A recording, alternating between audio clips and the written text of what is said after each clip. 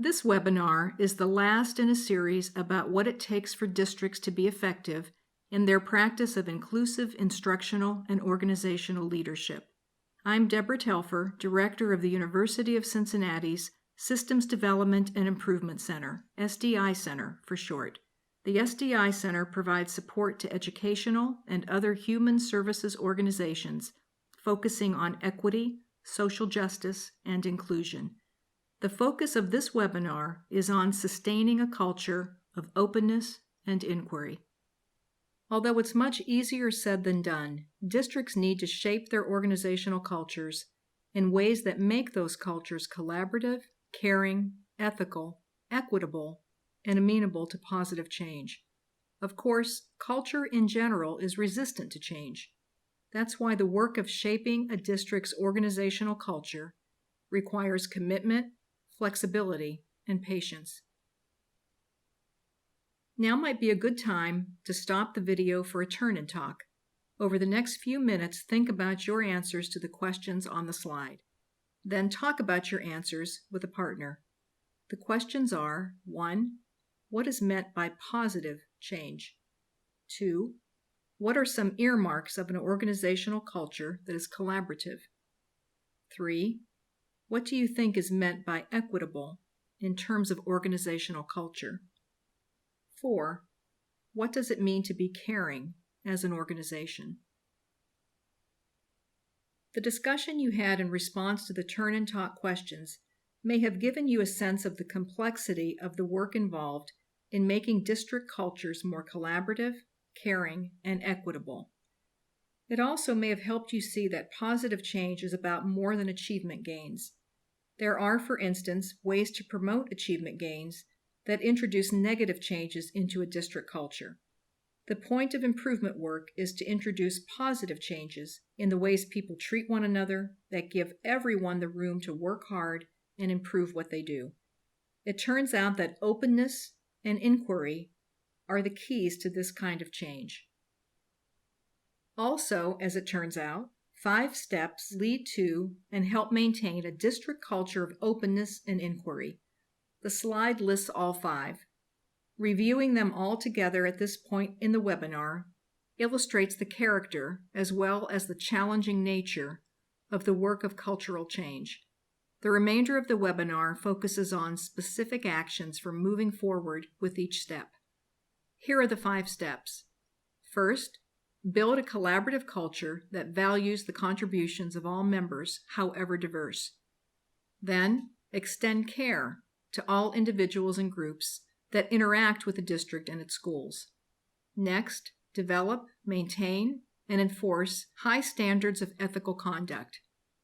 Fourth, establish and implement rules and norms promoting inclusion, equity, and social justice. Finally, and continually, welcome opportunities to improve by engaging in self-reflection and critique, accepting criticism from external sources, and basing improvement strategies on evidence from both internal and external sources of current strengths and weaknesses. What does it mean to work in a collaborative culture? Collaboration brings together diverse perspectives and talents in service of a common goal. Members of the culture need to feel safe enough to share ideas, and they need to believe that other members of the culture will value their ideas. At the same time, they need to want to listen to, and in some cases, act on the ideas of other members. Organizations foster a collaborative culture by establishing non-negotiables relating to collaboration, providing opportunities for everyone to share, affirming everyone's contributions, and celebrating group accomplishments. All these practices are difficult in part because they run counter to the individualistic norms of our larger culture, but the payoffs of using these practices are significant. For example, when organizations value the different perspectives their members bring to the table, all members of the culture see that their input makes a difference. This experience makes them feel empowered. When they then see their ideas combined with those of others to produce an even better idea, they experience the benefits of teamwork. Then, when the team is given the chance to put its ideas into practice, the team builds collective efficacy. A common saying, one you've probably heard, sums up the value of collaboration. The smartest person in the room is the room. But whose voices do we forget to include? Who is missing from the district's leadership teams? Whose feedback do we ignore? Investigating missing voices can show us the boundaries that limit our collaboration and inclusiveness. Then we can begin work to break down those boundaries. Looking for missing voices is one way to start thinking about breaking down boundaries and increasing inclusiveness. Developing a diversity statement is another. To consider diversity statements at a bit more depth, stop the video briefly for another turn and talk. What is a diversity statement? It's a written commitment to efforts designed to break down boundaries that limit collaboration and inclusiveness. To be effective, a diversity statement should focus attention on actual boundaries to collaboration and inclusiveness about which the district is aware. Here are two examples. The Anyplace School District commits to ensuring that all students, including those with the most significant cognitive disabilities, receive their education in their neighborhood schools. The Everywhere School District commits to efforts to elicit and respond to feedback from all families in the district, including families from traditionally marginalized groups. Take 10 minutes to talk to one or two others in your group about district boundaries that limit collaboration and inclusiveness. Then draft a district-specific diversity statement. Spend a few minutes sharing the diversity statement that each small group developed. Were the statements similar or different? Why do you think they were similar or different? Let's consider the second step in the process for establishing a culture of openness and inquiry. It involves practices that extend care to all individuals and groups that interact with the district and its schools. Extending care requires more than just having an open-door policy. District and school leaders extend care when they presume the competence of the individuals and groups with whom they speak, and when they advocate for the well-being of those individuals and groups. Presuming competence sounds easy, but it actually isn't. We all have beliefs that get in the way. A collective term for these beliefs is implicit bias. Implicit biases are something we all have. They are our unexamined assumptions about the merits of other people and groups, their competence and moral character, as well as the goodness and badness of their appearance, behaviors, beliefs, and values. We develop our implicit biases early in childhood, but we rarely bring them to the surface. Nevertheless, they control how we think and act, they shape our expectations of others, and they are hard to get rid of. The process of getting rid of implicit biases starts by bringing them to the surface. Owning our erroneous and negative beliefs about other people and groups is the first step to dispelling them. Then we can begin the process of informing ourselves with facts about these individuals and groups and getting to know people whom we previously ignored or avoided, and developing empathy for those whom we previously dismissed or denigrated.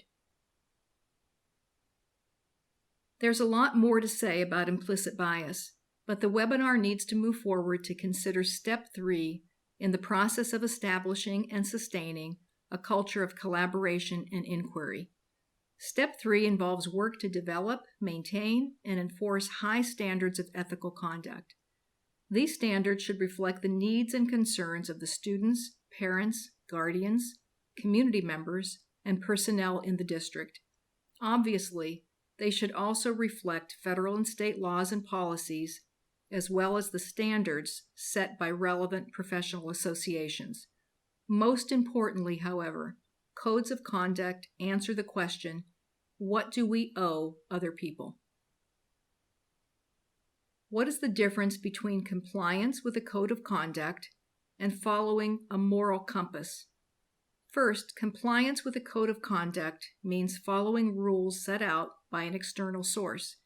These rules often come from outside the district and relate to the district only in the sense that all districts, including each particular district, must comply. Second, compliance with the code of conduct is mandatory. One does not have a choice. Therefore, a person's motivation for compliance with a code of conduct is extrinsic. Finally, non-compliance with the code of conduct leads to punishment. That's another source of extrinsic motivation. High-bar ethical standards, by contrast, motivate us because we see them as the right way to act. They match our locally developed vision of our best selves. That is, they matter in our local context, and they are motivated by intrinsic concerns and desires rather than by mandates. Taken together, codes of conduct and high-bar ethics lead us to do our best for every person or group with whom we interact. Perhaps stop the video once again, this time to discuss codes of conduct and high-bar ethics. Use the following questions to guide your discussion with a partner or small group of colleagues. What rules in your districts or states or professional associations, code of conduct, support high-bar ethical principles to which most district personnel subscribe? What rules, if any, in your districts or states or professional associations, code of conduct, push district personnel to expect more of themselves or to do the right thing more often than they otherwise might? What rules, if any, in your districts or states or professional associations, code of conduct restrain district personnel from acting in the best interests of others? This step actually builds on internal and external codes of conduct and locally generated diversity statements to synthesize the actions district personnel should take in order to promote inclusion, equity, and social justice. Like non-negotiables governing collaborative work, these non-negotiables translate what we value as a district into how we must act. The slide includes some examples. Personnel employed by the district must interrupt any use of derogatory language in communications among children, among staff, between staff and children, and between staff and community members. Assignment of students to classrooms should reflect proportional representation. One-on-one support from a paraprofessional is a temporary measure to help a student acclimate to an inclusive educational environment. The IEP must address how this type of support will be faded over a reasonable period of time. Interestingly, a district's non-negotiables relating to collaboration and inclusiveness connect directly to its ability to benefit from inquiry processes. If we are unable to collaborate with others, we can't learn from them. If our implicit biases cause us to hold low expectations of others, we will have little motive to improve our own performance. That's because we'll attribute low performance to the unchangeable limitations of others, such as students and families, rather than to practices that we have the power to change.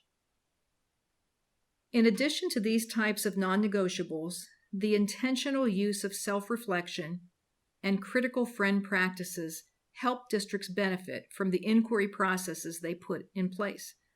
Self-reflection focuses on some key questions that apply to all employees and leadership teams. What worked and for whom? What didn't work and for whom? And why? These questions lead to the fundamental improvement question: what can I or we do better next time?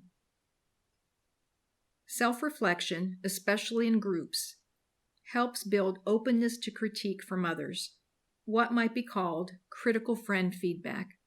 None of us likes to hear criticism, but if we are open to hearing it, we can learn a lot. In fact, openness to this type of feedback allows us to learn from a variety of sources: students, community members, colleagues, and supervisors.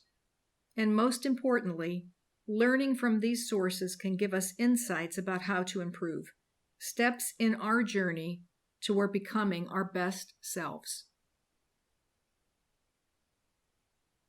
Improvement is ultimately work we do on ourselves as individuals and as teams. Inquiry processes provide fuel for that work. Commitments to inclusion, equity, and social justice provide motive.